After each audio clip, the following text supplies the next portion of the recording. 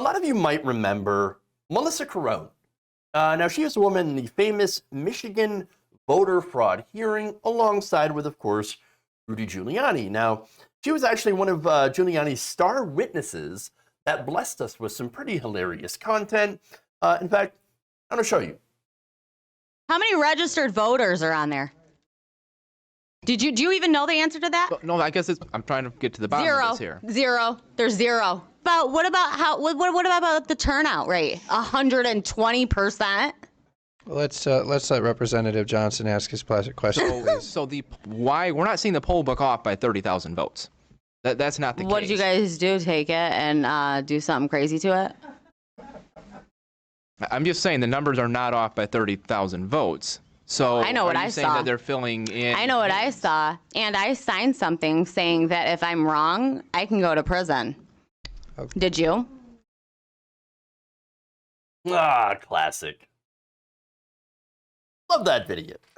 So now, Mellissa Carone, well, there's some new information about her. And this comes from Michigan Gongwer News Service, and it involves her political activism, or I should say lack thereof. So apparently, according to records, Carone didn't actually vote in 2016 or 2020. Okay, well, that's interesting. But now, does that tell us anything by itself? Well, not necessarily.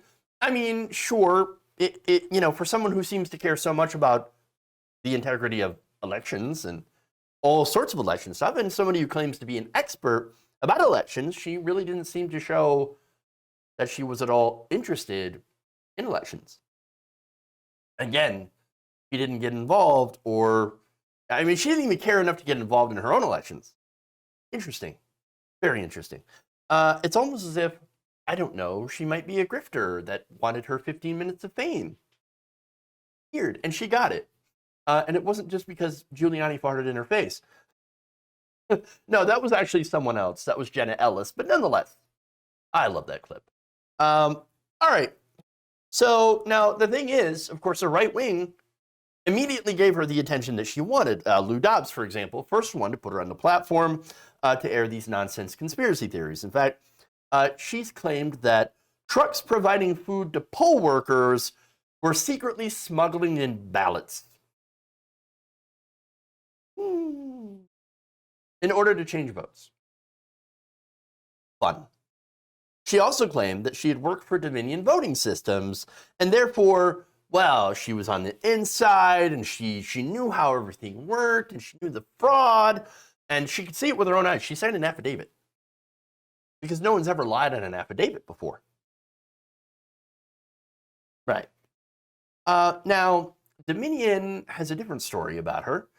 Dominion recently gave her a cease and desist letter. So they're like, hey, look, just please stop lying about us. It's hurting our business, for one, and you're spreading things that just aren't true. Stop. Just please stop. In fact, here is how that read, and it does show you a little bit of what she actually did when she was working at Dominion. And I found this illuminating.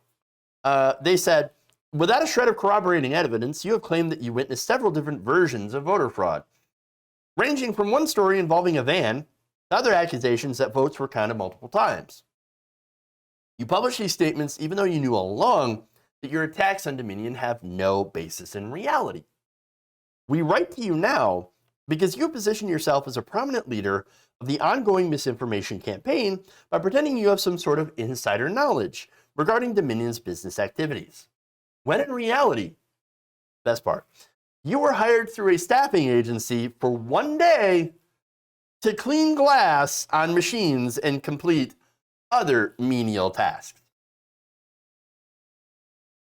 I'm an insider. I'm an insider. I know how it works. Yeah, I was right in there as top level employee. No, she was a low-level temp worker for a day. Hilarious. Super funny. Oh, I have insider knowledge about elections and about fraud, even though I worked there for one day. I was cleaning the glass on the machines. And I didn't even vote. Oops. Sad. Maybe. Now, the report also found something else that's pretty interesting.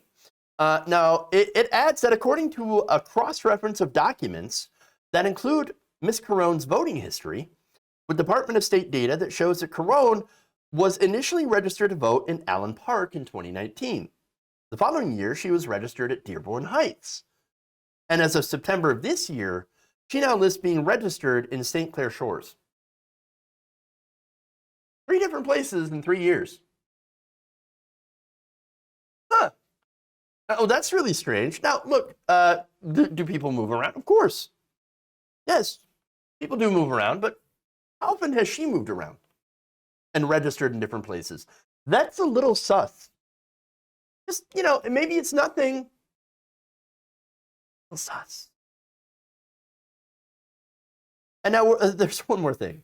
Carone, back in February, also filed paperwork to run for office. And she's running on, get this, election integrity. Election integrity, that's a good one. Oh my goodness. Now, you know what she is. She's a grifter. I can almost guarantee she is, she was looking at the Trump or Republican base, and she said, there's money to be made here. These people are a literal gold mine. They'll believe anything. They're literally so gullible, I can lie my ass off and get completely famous. Then, guess what? Once that happens, I can run for office and no longer have to work as a lowly temp for a staffing company anymore. Jackpot. Cha-ching. Cha-fucking-ching. People like this are taking you for a ride. It's all about the money. Money, money, money. It's all about grifting their way to the top. If you enjoyed this video, please give us a like and share with your friends. You can subscribe and help out the channel by becoming a patron. It's patreon.com/Jeff Waldorf, or you can become a channel member as well by hitting the join button below.